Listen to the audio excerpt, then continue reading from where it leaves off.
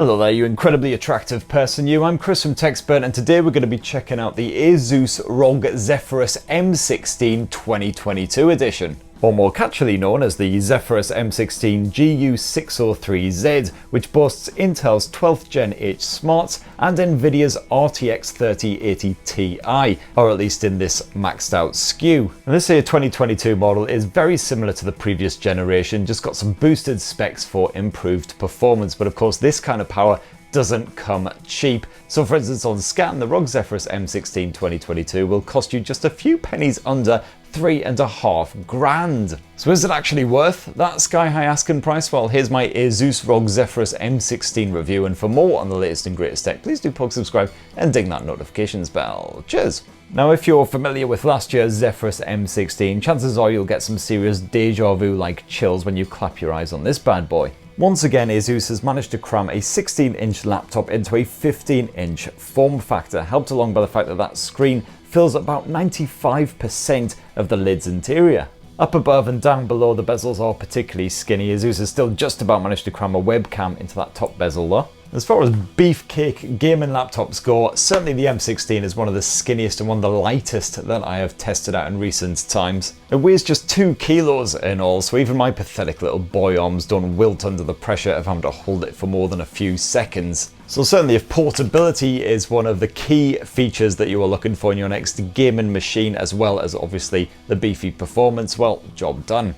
The Zephyrus M16's chassis sports a soft touch finish both inside and out, which is supposed to help prevent any smudgy, greasy nastiness every time you deign to actually touch or pick up the thing. However, either my hands are particularly grimy or this just doesn't work at all, because I'm constantly having to buff it up, especially filming it under all of these lights. All the same, I do like the slightly understated design here on the Zephyrus M16. It doesn't scream gaming laptop with light up lid logos or any of that shenanigans, doesn't look like a downed alien spacecraft. You can actually get away with using it in public without looking like a complete chucklehead. But Asus has still chucked in the odd bit of flair, such as these colourful streaks which burst across the lid when the light hits it just so. Very pretty indeed. And no worries on the connectivity front either, because the ROG Zephyrus M16 2022 boasts the same excellent selection of ports. This includes a single Thunderbolt 4 port, so you've got a good bit of DisplayPort action right there. You've also got an HDMI 2.0. And as if there weren't enough ways to hook up an external display, you've also got a USB-C 3.2, again with DisplayPort compatibility. You've got a pair of Type A USB 3.2 ports, one on each side. There's also a good bit of micro SD action over here on the right edge. And you've also got an Ethernet port if you want to get all wired up, but personally I've been testing the M16's Wi-Fi 6E connectivity. And certainly no complaints on this front. This laptop can match any other gaming laptop I've tested for the download speeds, and certainly no issues when gaming online. Now the 2022 model of the ROG Zephyrus M16 sadly doesn't upgrade that HD webcam that's housed just above the screen in that tiny, teeny little skinny bezel. It is still a 720p camera, while many rivals are upgrading to Full HD these days. So yeah, the resolution is a bit balls. You'll end up looking quite grainy in any kind of like Skype chats or anything like that you try to do, although at least the webcam deals pretty well with strong contrast. And the webcam does support Windows Hello as well, so you've got a good bit of face recognition. You don't have to enter a PIN every single time you want to unlock your laptop. And you do get infrared functionality as well, so even in incredibly low light, it still does the job nicely.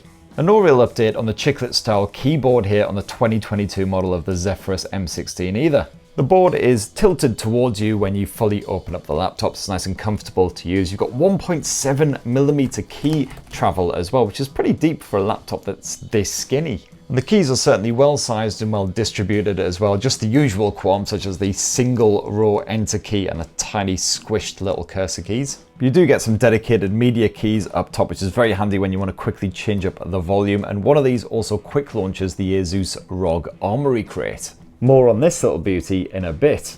Now you've got a very similar display here on the 2022 model of the M16 compared with the previous generation. It's once again a 16-inch IPS screen, sporting a tall 16:10 aspect ratio rather than your more standard 16:9. It's a Quad HD resolution panel, 2560 by 1600, so nice and crisp whether you're kicking back with a movie or of course doing a good bit of gaming on this thing. Let's face it, you're spunking up $3.5 grand.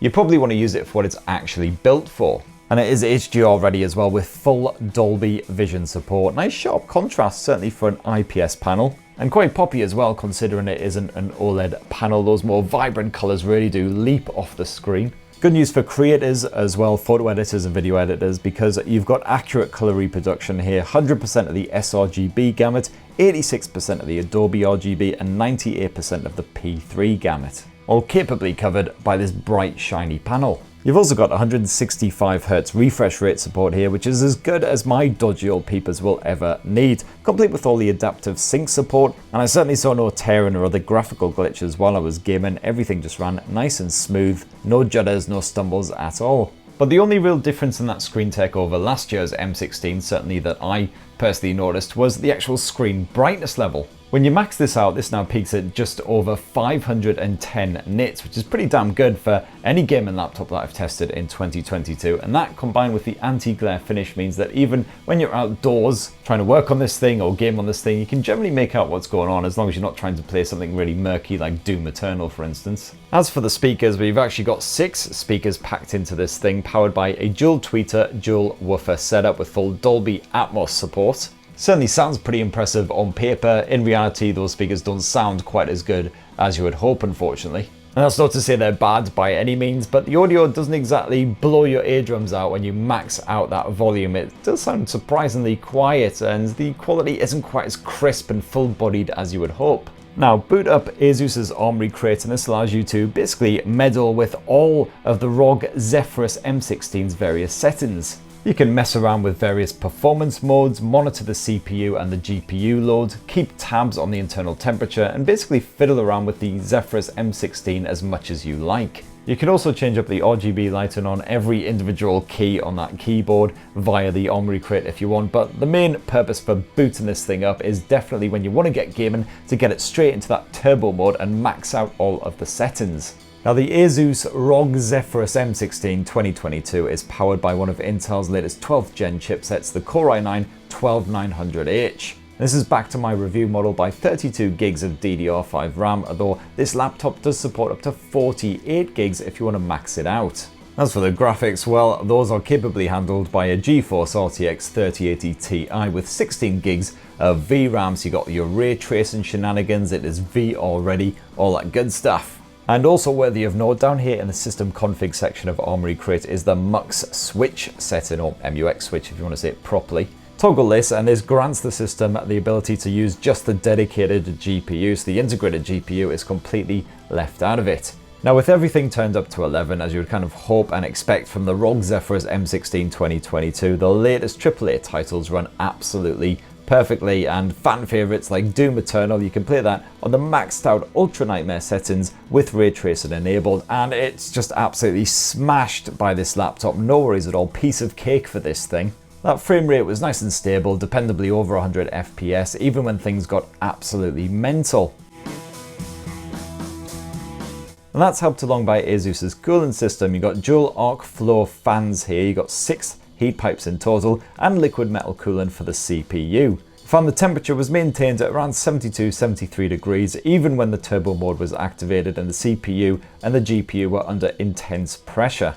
And also, when you chuck the M16 on that turbo mode, those fans, oh my god, they are noisy as hell. It does sound like the laptop is about to take off and crash through your ceiling. And weirdly, a lot of that hot air is blasted out of vents which are positioned right here, just beneath the display, which means a lot of that hot air is actually blasted up at the screen while you are gaming, but thankfully there's no kind of blowback effect, so you don't get that ending up in your face or anything.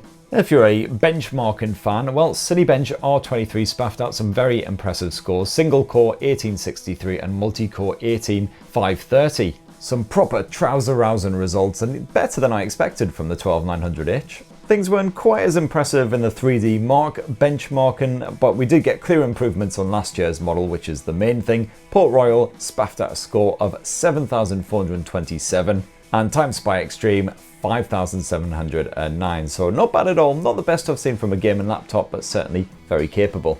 And then as for your storage, well, the M16 sports a 2TB PCIe NVMe SSD. And this was super nippy, keeping loading times to a minimum. I saw read speeds of around 7 gigabits per second and write speeds averaging over 5 gigabits per second in my testing. But like last year's model and most gaming laptops to be fair, one area where the ROG Zephyrus M16 2022 sucks almighty balls is the battery life. Don't expect more than an hour to an hour and a half of gaming on the likes of Doom Eternal when this thing is running on battery power. Of course, you can't access the turbo mode as usual either, so you're not getting the best performance out of this thing. So despite that slim and light build, the Zephyrus M16 definitely belongs on a desk plugged in.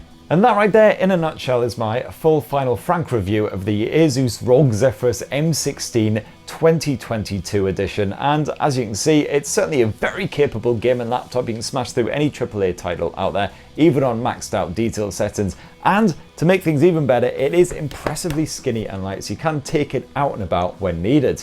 Of course, you can get beefy gaming laptops for a lot less than $3.5 grand these days, so definitely shop around. I'd say the likes of the Razer Blade, for instance, and a lot of Asus recent gaming laptops you can pick up for a lot less, and they've still got some serious grunt. So that's what I reckon. What do you guys think? Definitely please smash your comments down below, poke subscribe, ding that notifications bell, all the usual YouTube razzmatazz, and have yourselves a bloody lovely rest of the week. Cheers everyone, love you!